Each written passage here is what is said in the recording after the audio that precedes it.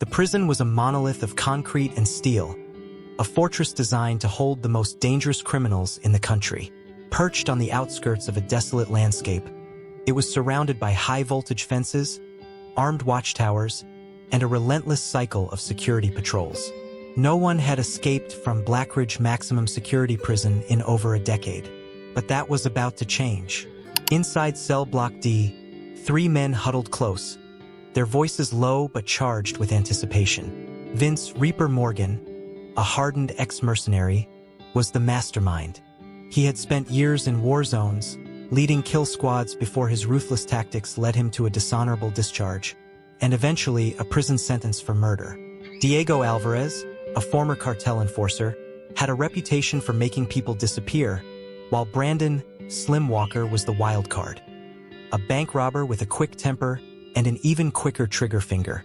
Together, they had been plotting their escape for months, waiting for the perfect moment. That moment had arrived. It started with an inside man, one of the night guards, a rookie who had no business working in a place like Blackridge. The trio had blackmailed him, threatening his family, and tonight he had done his part. A single glitch in the security cameras, just long enough for them to slip out. As the night shift rolled in, the prisoners were shuffled back into their cells. The air was thick with the stale stench of sweat and concrete. Vince gave a subtle nod to Diego and Slim. It was time. The moment the power flickered, a momentary surge orchestrated by their inside man, the 3 men sprang into action. Diego produced a shiv he had crafted from a toothbrush and metal scrap, driving it into the neck of the nearest guard. Blood spurted, and the man dropped before he could cry out. Slim caught the second guard in a headlock, snapping his windpipe with a swift motion. Vince grabbed the dead guard's keycard, swiping it against the electronic lock with a beep. They were out. Moving swiftly down the dimly lit corridors, they avoided detection, their steps ghost-like against the cold prison floors. Every second mattered. The final barrier between them and freedom was the reinforced security gate near the south entrance. A single guard manned the booth, oblivious to his fate. Vince didn't hesitate. He raised his stolen baton and cracked it across the guard's skull with brutal efficiency. The man collapsed instantly. Diego dragged the unconscious body aside while Slim swiped the guard's credentials. The gate hissed open. Then came the final challenge, the outer perimeter. Armed watchmen patrolled the fences, their rifles glinting under the prison floodlights. The trio kept low, weaving through the shadows until they reached an old service tunnel that ran under the compound, leading out to the hills beyond. They were free, the getaway. Emerging in the dead of night, the escapees made their way to the highway, where an abandoned rest stop provided cover. But they needed a vehicle, something fast, something discreet. A set of headlights appeared in the distance. A lone SUV rumbled down the road, its driver seemingly unaware of the 3 fugitives lying in wait. "This is it," Vince murmured. "We take the car, no witnesses." The SUV slowed as it neared the turn, and in a well-coordinated ambush, the men sprang forward. Slim shattered the driver's window with the butt of his stolen pistol, while Diego yanked open the door, dragging the driver out forcefully. A woman. She struggled, kicking viciously, but Vince pinned her arms behind her back, shoving a rag over her mouth to muffle her screams. They needed a hostage, a human shield in case law enforcement caught up. "Shut up and get in the car," Vince growled, his grip tightening around her wrist. The woman's dark eyes burned with fury, but she complied, her breathing controlled despite the chaos. Diego shoved her into the back seat, tying her hands with a belt. "Drive," Vince ordered Slim. As they peeled off into the night, their hostage remained eerily calm. Most people would be sobbing, begging for their lives, but not her, because she wasn't a helpless victim. She was Lieutenant Commander Sarah Mitchell, Delta Force operator, elite warrior, and she was already planning their downfall. The SUV sped down the desolate road, its tires cutting through the damp gravel as the 3 fugitives made their way deeper into the forested backroads. Darkness loomed on either side, the towering trees swallowing the vehicle whole as they ventured further from civilization. Inside the car, the tension was palpable. The only sound came from the low hum of the engine and the occasional rustling of leaves against the windshield. Sarah Mitchell sat in the back seat, her wrists bound, her body pressed against the cold leather. Any ordinary person would be terrified. She wasn't. Her mind was already at work. Years of military training had conditioned her to assess every situation with calculated precision. She took stock of the details.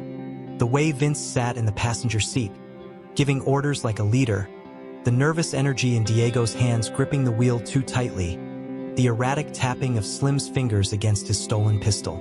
Weaknesses. Vince was dangerous, but he was arrogant, overconfident in his control. Diego was the enforcer, obedient but tense, unsure of himself. Slim, the wild card, restless, impulsive, unpredictable. He was the one to watch. She would use all of this against them. "Where are we going?" she finally asked, her voice calm, measured. Diego glanced at her in the rearview mirror, his dark eyes narrowing. "Shut up. That's not very polite," Sarah remarked, shifting slightly in her seat, testing the tightness of the belt around her wrists. She could loosen it eventually. Vince turned in his seat, his piercing gaze meeting hers. "You ask a lot of questions for someone in your position." Sarah held his stare. "You're on the run. You need a safe house, supplies. But you don't have a plan, do you?" Slim scoffed. "What the hell is this? Some kind of interrogation? Just making conversation." Sarah shrugged. Vince's lips curled into a smirk. "You don't seem scared." "I guess I should be," she said, tilting her head. 3 escaped prisoners, stealing cars, kidnapping women. But you don't look like men who kill for fun. If you were, I'd be dead already." For the first time, hesitation flickered in Diego's expression. A crack. Vince's smirk faded slightly, replaced with intrigue. "You're pretty damn observant." "It's a habit," Sarah said simply. "I like to understand my surroundings." Slim let out an annoyed grunt. "Who cares? Let's just dump her when we find a hideout. Less baggage." Sarah shifted her attention to him. Slim was impulsive, dangerous, but reckless. The kind of man who acted first and thought later. "Vince," she said, deliberately ignoring Slim now. "He's right in a way. I'm a liability. But you already know that, don't you?" Vince narrowed his eyes. "What do you mean?" "You don't trust each other." A loaded silence filled the vehicle. Sarah leaned back, adopting a casual posture despite the restraints. 3 men, thrown together by circumstance. One mistake and it all falls apart. Let's say the cops show up. Who do you think will turn first? Diego clenched the wheel tighter. Slim glared. "What the hell are you talking about?" Sarah smiled, small, calculated, just enough to ignite suspicion. "Come on," she continued, voice steady. "You all have different backgrounds, different motives. Vince, you planned the escape, right? That makes you the leader. But leaders are always the first to get betrayed. Slim's already suggesting getting rid of me, and if he's willing to do that, how long before he suggests getting rid of you?" Slim whipped around. "Hey, screw you, lady. Relax," Vince snapped, but the seed had been planted. Slim's nostrils flared, but he looked away. Diego remained silent, but Sarah had seen the way his grip on the wheel had tightened, the flicker of uncertainty in his gaze. She had found the cracks, and now she would make them bigger. By the time they reached the forest clearing, the tension inside the car had shifted. Vince ordered them out, forcing Sarah to her feet. She complied, but she was already steps ahead. "Check the supplies," Vince told Diego. "Slim, keep an eye on her." Diego hesitated. "We need to talk, Vince." Vince shot him a warning glare. "Later." But Sarah saw it. Diego's hesitation, the doubt creeping in. Slim, still irritated, shoved her toward a tree and leaned against it. "You talk too much," he muttered. Sarah glanced at him. People who are afraid of words usually have something to hide. Slim scoffed but didn't respond. From a distance, Diego and Vince spoke in hushed tones. The conversation was brief, but when they turned back, Sarah could see it, the first fracture in their alliance. It was working. Now, she just needed the right moment to turn them against each other completely. And then, she would strike. The night was thick with tension, the moon casting long shadows through the dense forest. A cold wind rustled the leaves, whispering through the trees as the three fugitives settled into their makeshift hideout, a decrepit hunting cabin deep in the woods. Inside, the air was damp, filled with the scent of rotting wood and neglect. Sarah sat in the corner, her hands still bound. At least that's what they thought. She had been working at the knots for the past hour, using every ounce of control to remain still as she slowly, methodically loosened them with a technique she had learned in Delta Force. Patience, precision. She had done this before. Vince sat at a rickety table, mapping out their next move. Diego was pacing, clearly restless, his nerves betraying him. Slim, the least predictable of the three, sat near the doorway, gun resting lazily on his lap as he kept an eye on Sarah. They were tired, distracted. She just needed the right moment. Vince leaned back with a sigh. "We'll lay low for a few days. No more stealing cars. No more risks." Diego shook his head. "We can't just sit here. We need cash, supplies. We need to be smart." Vince cut him off. "The cops are all over the highways. We go out there now, we're dead men." Slim let out an annoyed grunt. "This is bullshit. We should have just dumped her and kept moving." Sarah smirked. "I told you." "Shut up," Slim snapped. Sarah didn't flinch. She was in control now, whether they realized it or not. Then Slim made a mistake. Crucial one. With an exasperated sigh, he stood up, tossing his gun onto the table as he stretched. Sarah moved instantly. She sprang from her position, her hands finally free, and struck. Before Slim could react, Sarah drove her elbow into his throat. The air left his lungs in a strangled wheeze. In the same fluid motion, she grabbed his head and slammed it against the wooden doorframe. His body crumpled, unconscious before he even hit the ground. Diego reached for his gun. Too slow. Sarah lunged, grabbing a rusted chair and smashing it into his arm, sending his weapon skidding across the floor. He yelped in pain, staggering backward. Vince was already on his feet, his eyes wide with shock.